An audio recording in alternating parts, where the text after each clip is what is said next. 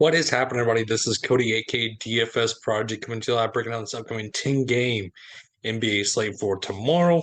Before we begin, always hit the like button for me. Definitely subscribe. It helps out with the YouTube algorithms, stuff like that. It helps it out. I finally got a haircut. If y'all can't tell, finally. I know it's been a while since I've gotten one, but it was well needed. I hope everybody had a great Thanksgiving. We are kind of back now in the loop with Monday coming up. So Monday. Let's break this slate down. So the Eagles just beat the Packers. I was looking at that on my phone, but now we have Minnesota, Washington for NBA starting off tomorrow. So Minnesota, it's been a while kind of watching them play. It has not looked great. Rudy Gobert's all over the place. You never know what you're going to get. Anthony Edwards is so boom or bust. You just don't know what's going to happen. There's no Teron Prince, no Jordan McLaughlin, no Jaden McDaniels. So Kyle Anderson, I mean, if you want to get some Kyle Anderson, good luck. It's ugly. It it's just simply a GBP shot in the dark last option of the slate. There's nothing much I really like on Minnesota. I hate to say it. It's not working. This trade that Utah had has to be the greatest trade in the world for Utah, and it has to be the absolute worst trade Minnesota could have ever possibly had. So that's enough about Minnesota. Let's go to Washington. No Kyle Kuzma. I believe he's going to be out. He's been rolled out for Sunday's matchup, not Monday's yet. Okay, so we don't know yet for Monday. Rui Hachimura, we don't know yet either. Brad Beal, 8-7. I'm not on Brad Beal. Porzingis, don't really like the matchup for him. And then nothing really stands out to me on this first game. Let's just go ahead and just move on. I like to have Philly on the Atlanta side. Clint Capella, we didn't watch the news on. I would say he's been ruled out for the Sunday game because his teeth, I believe, something dental procedure. If he's out once again, I'm going to go to Okongwu. I won't mind going to him. Okongwu would be the main option I would look at because he saw 34 minutes tonight. And I don't mind this matchup without Joel Embiid, obviously. Trae Young, though, he's been looking good lately. I don't mind it. I'm much rather just drop down for $1,000 less for DeJounte Murray. I know 24 didn't look too well, but I'd much rather just go to DeJounte. John Collins, 5-5. I don't mind that either with no Clint Capella. Possibly he could see more minutes and more shot volume. And then DeAndre Hunter, it's okay at 5-1. Nothing really stands out, though. On the Philly side, no James Harden, no Maxey, no Embiid, so DeAnthony Melton once again is going to be $8,000. When will we ever guess DeAnthony Melton will be $8,000 for the season started? Please tell me, because I wouldn't have guessed it. There's no way I would have guessed DeAnthony Melton being $8,000 on a DraftKings slate before the start of the season. If you would have guessed it, you would have been time traveler. That's definitely not me. I wish I was. I wish. Tobias Harris 7-9. I'm much rather just go to him than to Anthony Melton. Shake Milton, shake and bake. I still like him at 6-5. And then Paul Reed and Montrezl Harrell, I'm not really messing with.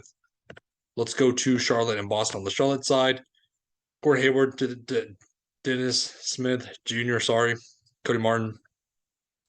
Again, nothing really. I mean, some Terry Rozier, 7-7. Don't know a ball. I don't mind going to Scary Terry. Kelly Oubre, not the greatest matchup. Not the greatest matchup for the bigs either. It's just pretty much Terry Rozier and bust. On the Boston side, Jason Tatum's the big news. Here we go. Let's say he was out for Sunday's game, so if he's going to be out for this game, we'll be going to Jaylen Brown at 8-5. Plain and simple. I'd say Jaylen Brown would be the main guy I would go to. Grant Williams, 5-5 is okay. Derek White, Malcolm Brogdon, they're still kind of splitting minutes.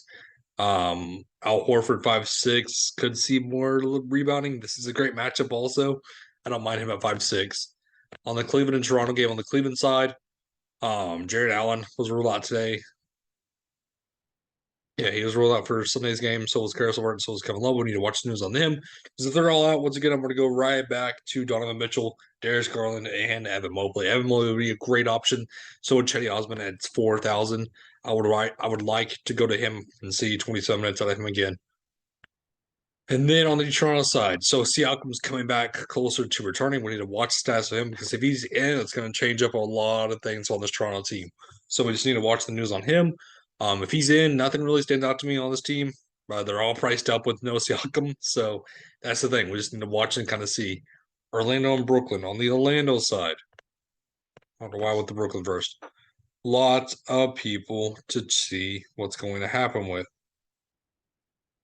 So we need to wait and see. Because if they're all out, it's gonna be kind of messy. It's gonna be Mobama. It's gonna be Winder. It's gonna be Bobo. It's gonna be Banchero. Banchero's gonna carry this team to the end of the earth, basically. So again, wait and see. On the Brooklyn side, KD, Kyrie, I don't mind Kyrie 8-4. Ben Simmons 7-1 looked good lately. Seth Curry has been on fire. I don't mind him at 4-1. He'd be one of my favorite options. OKC and the Pelicans. On the OKC side, I hate playing this team with a passion. So, you know what that means? It's SGA pretty much for me at 10-5. Again, good luck on the minutes, though. How are you going to go from 35 to 28? It's beyond me. Um, yeah, that's to tell you how I'm gonna do it. Shoot McCollum though on the Pelicans. He's been ruled out for Monday's game already, so I don't mind Trey Murphy. I don't mind Jose Alvarado. I like him at 4-3. If Brandon Ingram's out, I'm gonna get to a lot of Zion and I'm gonna get to a lot of Jovel. Those be my main two beneficiaries. 4 games left. Houston and Denver. On the Houston side, Sean Tate's questionable. Singin and let's say what's the latest on yeah, never mind. Jalen Green 7-8 and Kevin PJ at 8-1.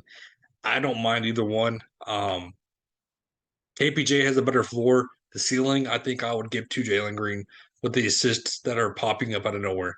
Not popping up out of nowhere, just are on the come up now.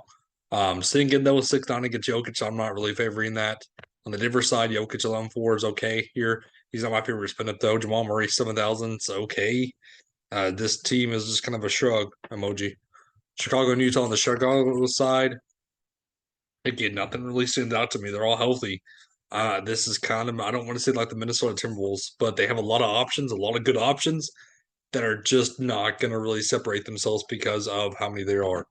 So on the Utah side, sorry, I was looking at my dog. On the Utah side, Jordan Clarkson 7-5 is a little bit expensive. Kelly Olynyk in the spot, no, thank you. If there's no Mike Conley, I'll go to Colin Sexton. That's about it for me. And then Phoenix and the Kings, if Kings are at home, are we going to see that beam shine? Who knows? If Chris Paul's in, there's nothing that really stands out to me on this team. If Chris Paul's out, I'll go to some campaigning and I'll go to some Devin Booker again because it's going to be low owned. Because not many people are going to want to play him still. JJ had a career game. I don't mind that either. On this King side, Sabonis, I'm worried about foul trouble. It's Aiden. De'Aaron Fox in the spot. I don't mind it. The rest of the team, good luck. And then late night hammer, Indiana at the Lakers. Halliburton, I don't mind that at 9-4. Is Miles Turner going to show up now because this is the Lakers? Is this like a resume game? Is this going to kind of interview process for him and Buddy Hield? Who knows? It might. For all we know, it might. But this team's just okay. On the Lakers, if there's no AD, fire up LeBron James again, fire up Dennis Schroeder.